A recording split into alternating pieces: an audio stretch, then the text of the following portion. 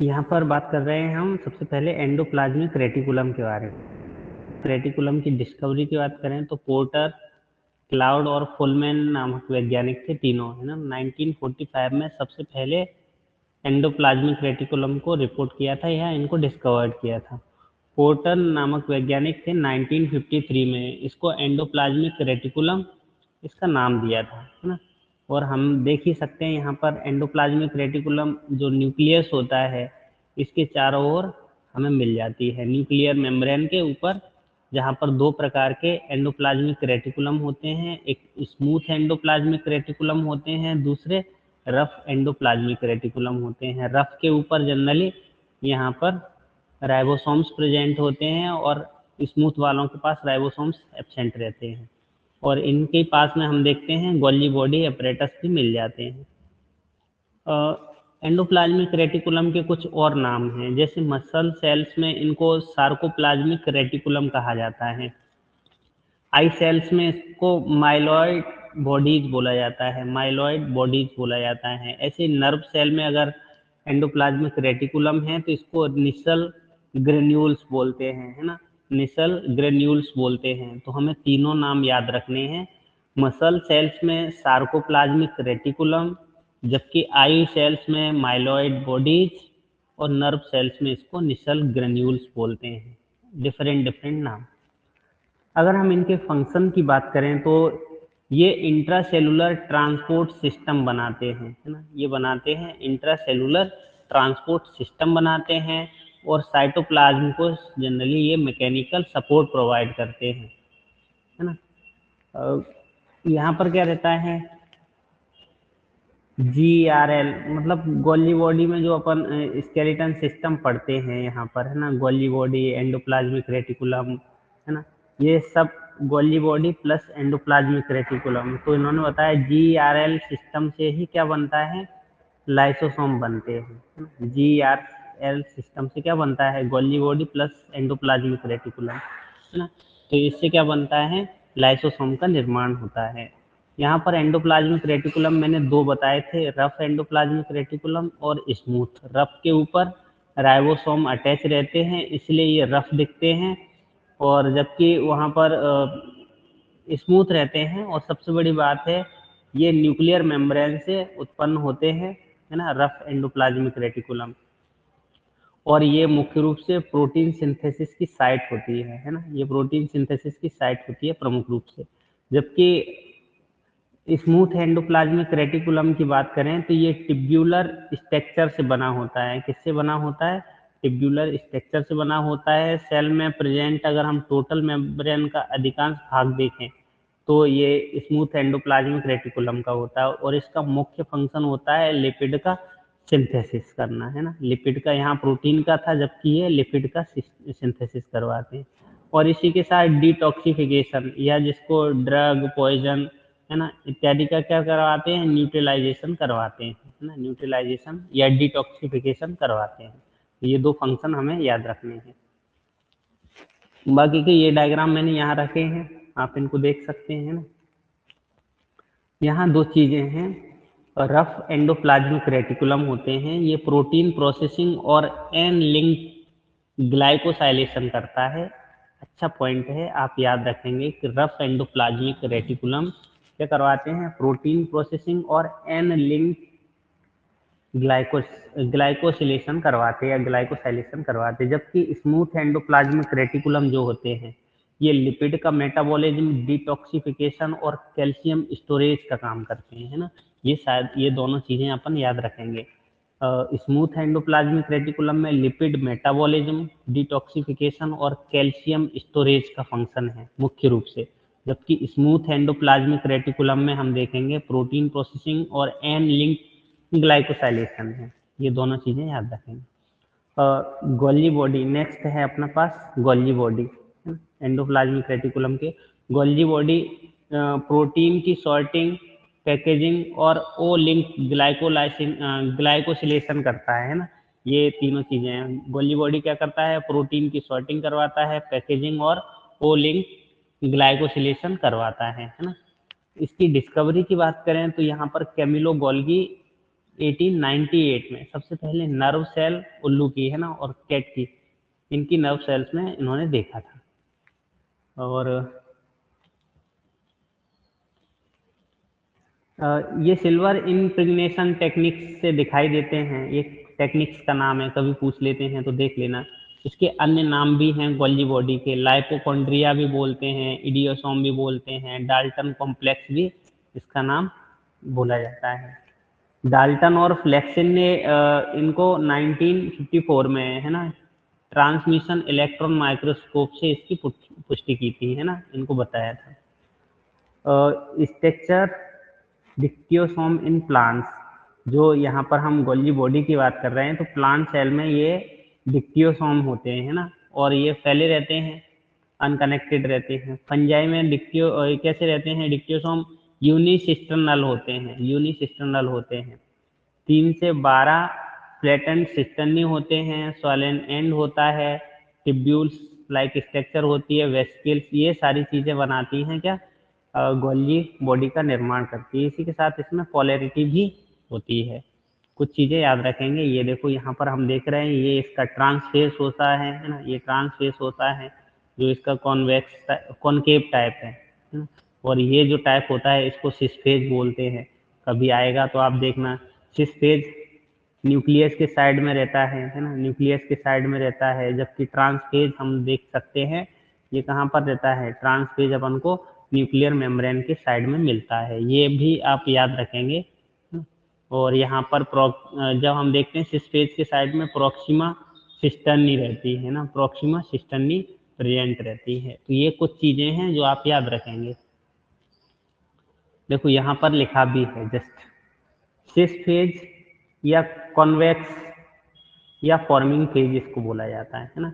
ये न्यूक्लियस की ओर होता है, इंपोर्टेंट है, आप याद रखेंगे। सिस फेज कॉन्वेक्स होता है, कॉन्वेक्स मतलब ऐसे टाइप का, है ना, इधर से स्ट्रक्चर देखेंगे, अगर इधर से देखेंगे तो कॉनकेव होता है। ट्रांसफॉर्म कैसा होता है, कॉनकेव होता है, इसको मैचुरेशन फेज या एम फेज बोलते हैं, एम फेज इसको कहा जाता है। और ये जनरली सेल मेम्ब्रेन की साइड में होता है। तो दोनों पॉइंट इंपॉर्टेंट है, आप याद रखेंगे, सिस और ट्रांसफॉर्म या एफ फेस या एम फेस क्या होते हैं, आप दोनों का याद रखेंगे। नेक्स्ट है लाइसोसोम और सीक्रेटरी, जो सीक्रेटरी वेसिकल्स होते हैं वो एम फेज से बनते हैं।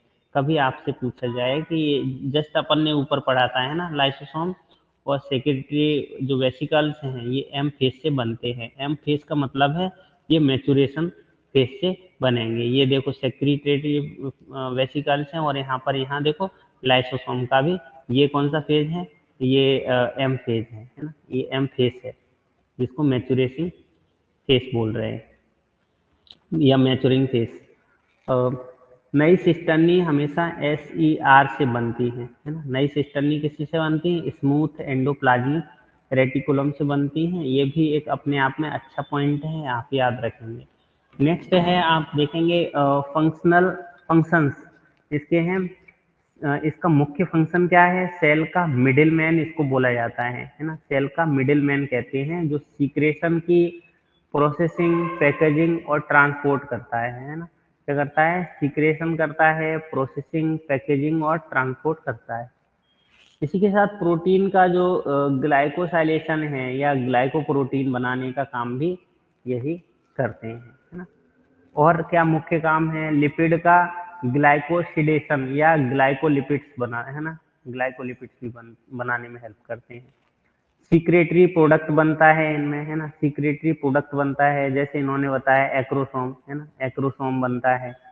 ऐसे ही योग ग्रेन्यूल्स और कॉर्टिकल ग्रेन्यूल्स एग में रहते हैं, ये भी किसके द्वारा बनते हैं, ये भी हम देखेंगे जो अपना गोल्जी बॉडी है ना, गोल्जी बॉडी है, इनके द्वारा बनते हैं। नेक्स्ट है इंसुलिन लैक्टोप्रोटीन, है ना, जो मेमोरी ग्लैंड्स में होती है, ये भी इन्हीं के द्वारा बनती हैं। इसमें हमने कुछ देखो स्ट्रक्चर रखी हैं, आप देख सकते हैं यहाँ, है ना, कुछ स्ट्रक्चर यहाँ देख सकते हैं। oocyte प्लाज्मा मेम्ब्रेन है ना, और जैसे इंसुलिन की बात हो रही है तो हाँ, ये नेचुरल यॉक प्लेटलेट्स यहाँ पर यॉर्क ग्रेन्यूल्स ये बन रहे हैं। तो ये बहुत सारी चीज़ें हैं, यहाँ पर भी मैंने रखी हैं चीज़ें एक्रोसोम के लिए, ये एक्रोसोम बना रहे हैं तो यहाँ पर चीज़ें रहेंगी। नेक्स्ट है अपने पास इनके फंक्शन, है ना, मेन फंक्शन की बात आ रही है तो ये सेलुलोज, हेमी सेलुलोज, पेक्टिन और म्यूसिलेज बनाने में हेल्प करते हैं। इसी के साथ इसमें काइनेसिन होता है, या जिसको अपन वो साइटोकाइनेसिन, या जिसको हम सेल प्लेट फॉर्मेशन बोलते हैं। प्लांट सेल डिवीजन में सेल प्लेट बनती है ना, सेल प्लेट बनती है जो मुख्य रूप से कौन, गोल्जी बॉडी अपना कंट्रीब्यूशन देते हैं। रूट हेयर फॉर्मेशन में भी इनका अच्छा कंट्रीब्यूशन है, तो यहाँ से भी क्वेश्चन आ जाता है, आप याद रखेंगे। रूट कैप सेल्स में अधिक, जहाँ पर म्यूसिलेज बनता है, तो यानी रूट टिप पे लुब्रिकेशन बनाते हैं ना, लुब्रिकेशन बनाते हैं। तो कभी ऐसा पूछा जाए रूट सेल्स में, रूट कैप सेल्स होती है वहाँ पर कैसे रहते हैं, तो यहाँ पर क्या रहते हैं, संख्या में अधिक रहते हैं। एक तरीके से सेल में फ्लूइड बैलेंस को रेगुलेट करते हैं, ये भी एक अच्छा क्वेश्चन है ना, पूछे कि सेल में फ्लूइड बैलेंस कौन करता है, तो ये गोल्जी बॉडी करते हैं। सीक्रेटरी सेल्स में अत्यधिक पाए जाते हैं। हमें जनरली जो गोल्जी बॉडी है, हमें सीक्रेटरी सेल्स अगर कहीं दिख रही हैं तो वहाँ पर गोल्जी बॉडी की संख्या हमको ज़्यादा मिल जाएगी। इसी के साथ एंजाइम की बात कर रहे हैं तो मुख्य एंजाइम क्या है, न्यूक्लियोसाइड डाईफॉस्फेटेज, है ना, न्यूक्लियोसाइड डाईफॉस्फेटेज नामक एंजाइम इसमें मिल जाएगा। और गोल्जी बॉडी मुख्य रूप से कहाँ से बनते हैं, जस्ट मैंने आपको बताया था, स्मूथ एंडोप्लाज्मिक रेटिकुलम से एराइज होते हैं, ये जस्ट ऊपर बताया था मैंने। अब बात कर रहे हैं हम लाइसोसोम की। लाइसोसोम से भी बहुत सारे क्वेश्चन कई बार आते हैं। लाइसोसोम में हाइड्रोलिटिक एंजाइम होते हैं, है ना, हाइड्रोलिटिक एंजाइम होते हैं, ये जिसको हम सेलुलर वेस्टेज बोलते हैं, या जिसको सेलुलर कचरा बोल रहे हैं, इसको क्या करते हैं, डिकम्पोज करवाते हैं, अपघटित करवाते हैं। एंजाइम की कमी से क्या हो सकता है, कई सारी डिसीज हो सकती हैं, जिसमें से एक डिसीज है टे सेक्स रोग, है ना, टे सेक्स रोग डिसीज है। ये क्या होता है, एंजाइम की कमी से लाइसोसोमल स्टोरेज डिसीज होती है, लाइसोसोमल स्टोरेज डिसीज, जिसको टे सेक्स डिसीज भी कहते हैं। अगर हम चलो, है ना, हाँ इसके बारे में ज़्यादा तो नहीं लिखा है, पता नहीं क्यों, चलो ठीक है। नेक्स्ट है अपने पास प्लास्टिड, है ना, प्लास्टिड के बारे में। तो प्लास्टिड क्या होते हैं, ऑटोट्रॉफिक ऑर्गेनेल्स होते हैं, प्लांट सेल्स की डबल मेम्ब्रेन डीएनए कंटेनिंग सबसे बड़े ऑर्गेनेल्स भी बोले जाते हैं वैसे। इसकी खोज हीकल ने की थी, है ना। और मेरिस्टेम में प्रोप्लास्टिड से बनते हैं। जब मेरिस्टेमेटिक सेल्स होती है उसमें प्लास्टिड किससे बनते हैं, प्रोप्लास्टिड से बनते हैं। और प्लास्टिड हमें जनरली 3 तरीके के देखने के लिए मिलते हैं, ल्यूकोप्लास्ट, क्रोमोप्लास्ट, क्लोरोप्लास्ट। ल्यूकोप्लास्ट जो होते हैं कलरलेस होते हैं, है ना, रूट में मिल जाएंगे, ट्यूबर्स में मिल जाएंगे, है ना, और ये स्टोरेज का मुख्य रूप से काम करते हैं। जैसे एमाइलोप्लास्ट हैं, ये स्टार्च का एलायोप्लास्ट है, ये ऑयल या फैट्स को स्टोर करते हैं, जबकि एल्यूरोप्लास्ट प्रोटीन को स्टोर करते हैं। तो ये कहानी हो जाती है अपने ल्यूकोप्लास्ट की। अगला है अपने पास क्रोमोप्लास्ट, ये अपन को कलर्ड दिखते हैं, येलो हो सकते हैं, ऑरेंज हो सकते हैं, रेड कलर होते हैं, है ना, और जैसे इन्होंने कैरोटिनॉइड्स बताए हैं। इसी के साथ फ्रूट्स, फ्लावर, सीड, है ना, इन सबको क्या करते हैं, अट्रैक्टिव बनाते हैं क्रोमोप्लास्ट। ये ही मतलब ये भी प्लास्टिड के ही प्रकार हैं। अगला है क्लोरोप्लास्ट की बात करते हैं। जब जब क्लोरोप्लास्ट की बात आती है ग्रीन कलर हमें याद आता है, यानी ग्रीन प्लास्टिड होते हैं, उसको हम क्लोरोप्लास्ट बोलते हैं। और इसकी खोज सेक्स ने की थी, जबकि नाम सिम्पर ने लिया था, है ना, दोनों याद रखेंगे। शेप, कई तरीके का शेप मिल जाता है, इनके डिफरेंट डिफरेंट टाइप के शेप मिलते हैं, है ना। 2 मेम्ब्रेन के अंदर स्ट्रोमा भाग, मतलब 2 मेम्ब्रेन्स होती हैं, मेम्ब्रेन के अंदर का भाग स्ट्रोमा कहलाता है।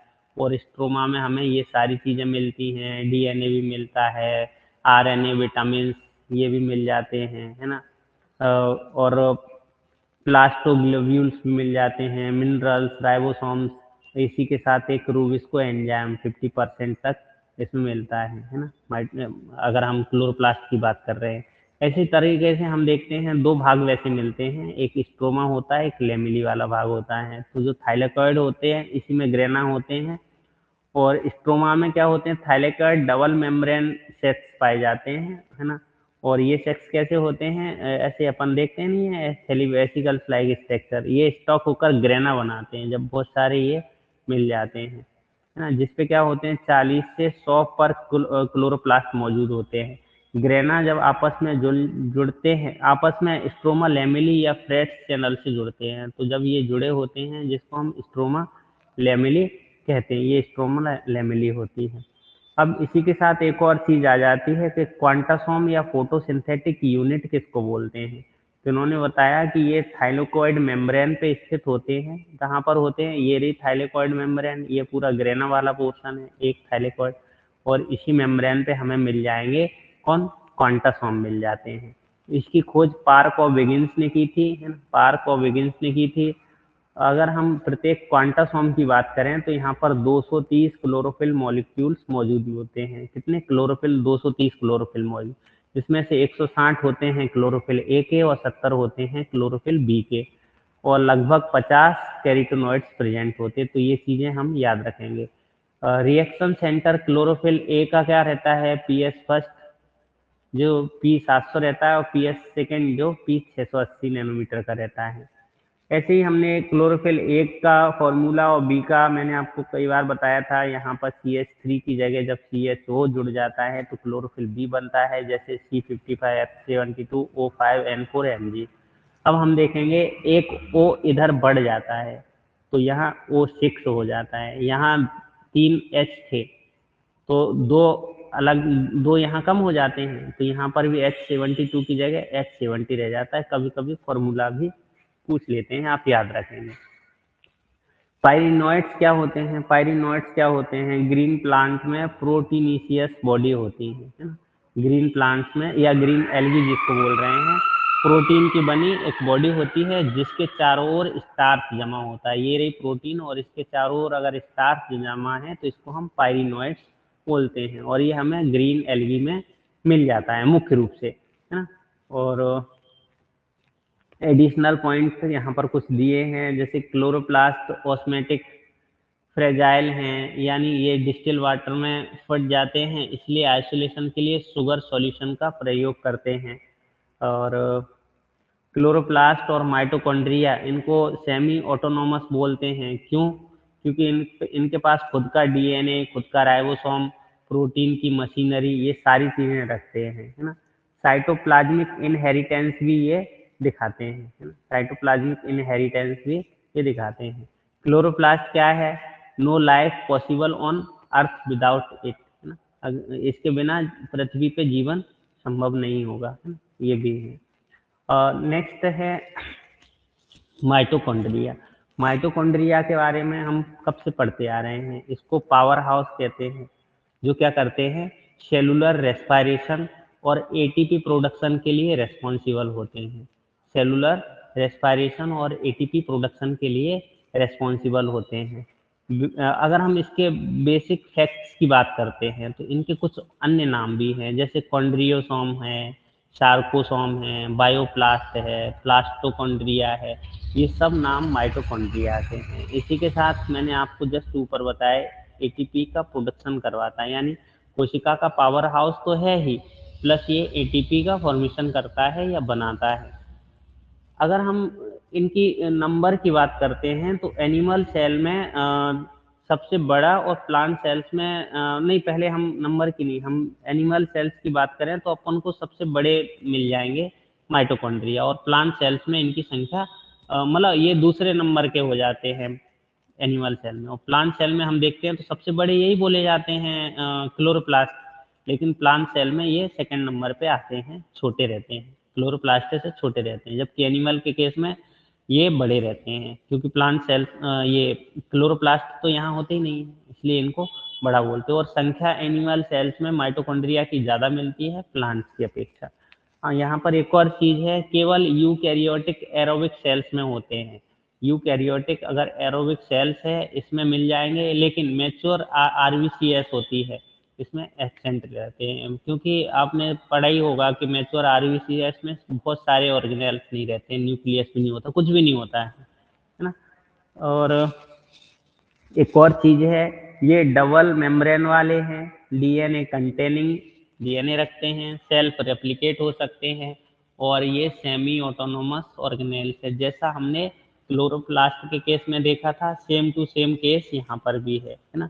बस ये रेस्पायरेशन के लिए रेस्पॉन्सिबल हैं, वो फोटोसिंथेसिस के लिए रेस्पॉन्सिबल थे, है ना। ये चीज़ें हैं।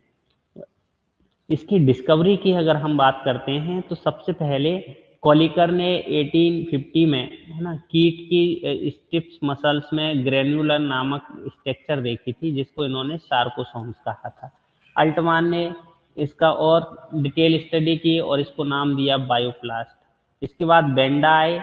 बेंडा ने जीसस ग्रीन बी से स्टैन करके, है ना, इसका नाम माइटोकॉन्ड्रिया दिया, है ना, माइटोकॉन्ड्रिया दिया। और माइटोकॉन्ड्रियल अगर डीएनए की खोज की बात करते हैं, माइटोकॉन्ड्रियल डीएनए की खोज नास ने 1966 में की थी। नास ने 1666 में की थी। इनका शेप साइज दिया है, ठीक है, आप देख लेना। संख्या एक अपन को मिल जाएगी। माइक्रो स्टीरियास, ट्रिप्नोसोमा, इनमें केवल एक माइटोकॉन्ड्रिया मिलेगा अपन को। लेकिन हमने चाउस चाउस जो है, यहाँ पर 50,000 तक इसकी संख्या मिल जाती है। और इन्होंने देखा है कि 30,000 से 3 लाख तक अपन को सी अर्चिन की उस साइट्स में मिल जाती है, जो संख्या सबसे ज़्यादा रहती। वैसे भी यहाँ लिखा है कि संख्या बदलती रहती है ना। अगर हम इनके स्ट्रक्चर की बात करते हैं तो ये भी डबल मेम्ब्रेन वाले होते हैं। दो चीज़ें यहाँ पर भी मिलती हैं। एक तो मैट्रिक्स मिल जाता है, और इनर मेम्ब्रेन पे हमें बहुत सारी चीज़ें मिल जाती हैं। तो आउटर मेम्ब्रेन स्मूथ रहती है, लेकिन इनर मेम्ब्रेन क्या रहती है, ऐसे फिंगर लाइक प्रोजेक्शन रहते हैं, है ना, जिसपे ऑक्सीसोम्स प्रेजेंट होते हैं, है ना। ये ऑक्सीसोम्स प्रेजेंट होते हैं। ये क्रिस्टी बनाते हैं। क्रिस्टी के ऊपर ऑक्सीसोम, ये जो फिंगर लाइक प्रोजेक्शन दिख रहा है, इनको हम क्रिस्टी बोलते हैं। और इन पे ऑक्सीसोम्स होते हैं, जिनको एफ नोट या F1 पार्टिकल्स भी कहते हैं। और यहीं पर या इनको एटीपेज पार्टिकल्स भी कहा जाता है, जो क्रिस्टी पर मौजूद होते हैं। इनकी खोज किसने की थी? अगर क्रिस्टी की खोज किसने की थी या ऑक्सीसोम की खोज किसने की थी, तो इनकी खोज की थी फर्नांडीज मोरन। और फर्नांडीज पार्टिकल्स भी कहते हैं, है ना, फर्नांडीज पार्टिकल्स भी कहा जाता है। इनकी संख्या यहाँ दी है 10⁴ से 10⁻5 तक मिल जाती है। एटीपी किसकी बात हो रही है? जो अपन ने माइटोकॉन्ड्रिया बनाई, माइटोकॉन्ड्रिया में ये अपन को फिंगर लाइक प्रोजेक्शन मिल रहे हैं, इनको हम बोल रहे हैं क्या? क्रिस्टी। एक है तो क्रिस्टा हो जाएगा, है ना, क्रिस्टी। अब हम देखते हैं इसमें ये रैकेट लाइक स्ट्रक्चर बनते हैं। इसको हम बोलते हैं ऑक्सीसोम्स या एफ नोट, एफजन, F F F zero, F naught particles, है ना। इसी को बोलते हैं फर्नांडीज पार्टिकल्स। और इसकी खोज इन्होंने की थी। और इन्होंने बताया कि इनकी संख्या भी अपन को एक पे इतनी तक मिल जाती है, मतलब एक माइटोकॉन्ड्रिया में इतनी संख्या इनको मिल जाती है। एटीपी का मुख्य स्थान यानी एटीपी बनने की साइट कहाँ होती है? तो फंक्शनल यूनिट ऑफ माइटोकॉन्ड्रिया भी यही कहते हैं, है ना, इसी को बोला जाता है, ऑक्सीसोम्स को। और यही साइट भी है ना, एटीपी की मुख्य साइट है बनने के लिए। मैट्रिक्स में क्या क्या मिल जाता है? सारी चीजें मिल जाती हैं। 70S राइबोसोम्स मिलते हैं, इसी के साथ 50S राइबोसोम भी इन्हीं में मिलते हैं, है ना, माइटोकॉन्ड्रिया के केस में। मेमल्स के केस में आरएनए मिल जाता है। 70 प्रकार के, लगभग 70 प्रकार के इन्होंने एंजाइम बताए हैं। और यहीं पर क्रैश चक्र चलता है। ऑक्सीडेटिव फास्फोरिलेशन भी यही होता है। ये सारी चीजें आप याद रखेंगे। एक और इम्पोर्टेंट कुछ पॉइंट हैं यहाँ पर। कोशिका के कुल डीएनए का लगभग 1% डीएनए जो होता है माइटोकॉन्ड्रिया में होता है। और इसको एक और नाम सेल विथिन अ सेल भी कहा जाता है। इसको सेल विथिन अ सेल कहा जाता है ना। क्लोरोप्लास्ट के साथ ये एनर्जी ट्रांसड्यूसिंग ऑर्गेनेल्स, है ना। क्लोरोप्लास्ट के साथ ये भी क्या है? एनर्जी ट्रांसड्यूसिंग ऑर्गेनेल्स होने जाते हैं। इनकी संरचना अगर हम बात करते हैं डीएनए, राइबोसोम, तो किसके एंडो सिम्बायोटिक थ्योरी है, इसको समर्थन करती है, ये चीजें रहती हैं, ठीक है। नेक्स्ट है अपने पास माइक्रोबॉडीज क्या होते हैं, इन्होंने कहा सिंगल मेम्ब्रेन बाउंड ऑर्गेनेल्स होते हैं और ये बहुत सारे हैं। लाइसोसोम है, स्पीरोसोम्स है, ग्लाइक्सोसोम है, पेरोक्सिसोम है, ये सारे माइक्रोबॉडीज बोले जाते हैं, सिंगल मेम्ब्रेन वाले हैं, है ना। इनकी मुख्य विशेषताएं क्या हो सकती हैं, एक तो सिंगल मेम्ब्रेन वाले होते हैं, है ना, और इसी के टाइप में अपन ने ये भी देख लिया। और इनकी खोज नहीं, सॉरी, ये सिंगल मेम्ब्रेन वाले होते हैं। सबसे पहले इन्होंने लाइसोसोम को बताया कि क्रिस्टियन डी ड्यूब ने 1955 में रेट के लिवर सेल्स में की थी, है ना। और ट्रांसमिशन इलेक्ट्रॉन माइक्रोस्कोप से इसको नोविकोफ नामक वैज्ञानिक ने इसको इसको ऑब्जर्व करा था, ये भी याद रखेंगे। लाइसोसोम को हम सुसाइडल बैग, डिस्पोजल यूनिट और स्कैवेंजर ऑफ सेल भी कहते हैं। इसका साइज दिया है ना। ये क्या करता है, हानिकारक पदार्थों को डाइजेशन करवाता है। और फॉरेन बॉडीज अगर मान लो कोई चले जाते हैं, फॉरेन पार्टिकल्स चले जाते हैं, तो उसको लाइसिस करवा देता है, तोड़ देता है ना। सर्वाधिक कहाँ पर मिल जाते हैं अपन को ये लाइसोसोम, अपन को डब्ल्यूबीसी में मिलते हैं, लिवर में मिलते हैं और स्प्लीन में मिलते हैं, है ना, जहाँ पर फेगोसाइटोसिस की अपन ने वो चीज़ें देखी थी।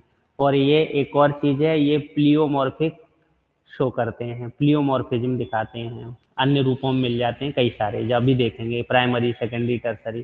प्लांट सेल्स में सामान्य तौर पे इन्होंने कहा है अनुपस्थित रहते हैं, लेकिन कुछ केस में एक्सेप्शन में, जैसे न्यूरोस्पोराम मिल जाते हैं, मेज की रूट टिप में मिल जाते हैं, ईस्ट में, पी में, कॉटन में, यानी कुछ एक्सेप्शनल केस में हमें ये मिल जाते हैं। वैसे प्लांट के केस में ये अनुपस्थित होते हैं।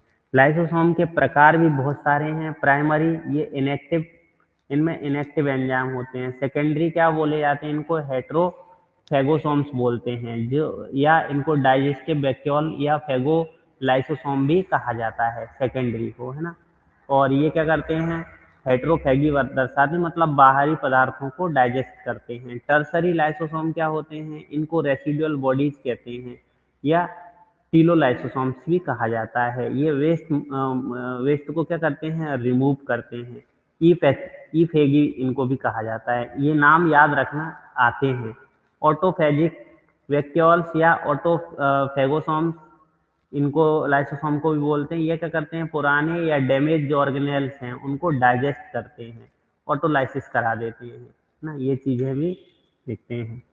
और ऑटोफैगी क्या होते हैं, स्टारवेशन में स्टोरेज जो फूड मटेरियल है, ग्लाइकोजन है, फैट है, प्रोटीन है, इसका ब्रेकडाउन करते हैं और एनर्जी सप्लाई का काम भी करते हैं ऑटोफैगी कंडीशन में। स्कैवेंजिंग से भी स्कैवेंजिंग एक अलग प्रोसेस है और ये ऑटोफैगी एक अलग प्रोसेस है, ठीक है। इम्पोर्टेंट कुछ एग्जाम्पल दिए हैं इन्होंने, फ्रॉग के टेल का डिसअपीयरेंस, ऑस्टियोक्लास्ट, बॉन्ड डाइजेशन, है ना, लाइसोसोम रिच होता है, और एक्रोसोम एक्टिविटी, है ना, स्पर्म में अपन को मिल जाएगी। तो ये कुछ एग्जाम्पल इन्होंने दिए हैं। डिसीज मैंने आपको बताया था, पॉम्बे डिसीज होती है या पॉम्प लिखा होता है, टाइसेक्स डिसीज होती है, रियूमेटिक आर्थराइटिस होती है, ये सब लाइसोसोम के कारण होती है ना। और अगला जस्ट माइक्रोबॉडीज है, स्पीरोसोम्स या ओलियोसोम्स बोलते हैं। ये प्लांट लाइसोसोम कहे जाते हैं, है ना। माइक्रोबॉडीज हैं, 98% इनमें फेट होता है। स्यूडान 3 से या ओस्मियम टेट्रा ऑक्साइड से ब्लैक स्टेन करते हैं। फंक्शन है फेट का सिंथेसिस और स्टोरेज करवाना, है ना। स्पीरोसोम्स की बात हो रही है।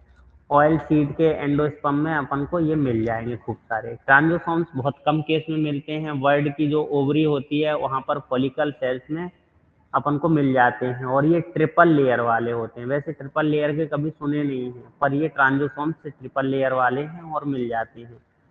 काम क्या है, यॉक का फॉर्मेशन करवाना। लोमासोम क्या होते हैं, सेल वॉल और सेल मेम्ब्रेन के बीच में स्थित होते हैं, के बीच स्थित होते हैं। इनकी खोज मूर और मैकलिस्टर ने की थी, है ना। फंजाई में अपन को लोमासोम मिलते हैं। इनका काम क्या होता है, सेल का प्रोलिफरेशन करवाना, सेल वॉल फॉर्मेशन के लिए ये क्या करते हैं, मटेरियल को डिफ्यूजन करवाते हैं। ये चीज़ें इसकी हो जाती हैं। और पैरोक्सिसोम्स, इसको एक और नाम से जानते हैं यूरिकोसोम्स। ये क्या होते हैं, इनमें एंजाइम पेरोक्सीडेज और कैटालेज होता है। कैटालेज लार्जेस्ट एंजाइम बोला जाता है ना, सबसे बड़ा एंजाइम कैटालेज एंजाइम है। और प्लांट फंक्शन अगर देखें तो फोटो रेस्पिरेशन जो अपन बोलते हैं, इसकी खोज टोलवर्ट ने की थी C3 पौधों में। जब C2 चक्र चलता है उस समय अपन उसको बोलते हैं फोटो रेस्पिरेशन। तो इसमें ये अपना कंट्रीब्यूशन देता है। एनिमल फंक्शन की बात करें तो beta oxidation of fatty acid या लिपिड मेटाबॉलिज्म इसमें करते हैं। इसी के साथ फैटी एसिड का बीटा ऑक्सीडेशन और हानिकारक पदार्थों का डिटॉक्सिफिकेशन भी करवाते हैं पेरोक्सिसोम। और नेक्स्ट है, बहुत हैं पर मैं इतना ही करवाऊंगा। ग्लाइऑक्सिसोम क्या होते हैं, सबसे बड़े माइक्रोबॉडीज बोले जाते हैं, सबसे बड़े माइक्रोबॉडीज बोले जाते हैं, 10 माइक्रोमीटर के हैं। पेरोक्सिसोम जैसे ही है ना। ग्लाइऑक्सिलेट साइकिल चलवाते हैं, मॉडिफाइड क्रेब्स साइकिल जिसको बोलते हैं, है ना। और फैट को कन्वर्ट करते हैं कार्बोहाइड्रेट्स में। सीड जर्मिनेशन के दौरान ये जनरली एक्टिव होते हैं। और कैस्टर, ग्राउंडनट, कुकम्बर सीड, इन सब में अपन को मिल जाते हैं। और जब जर्मिनेशन हो जाता है सीड का, उसके बाद ये नष्ट हो जाते हैं। तो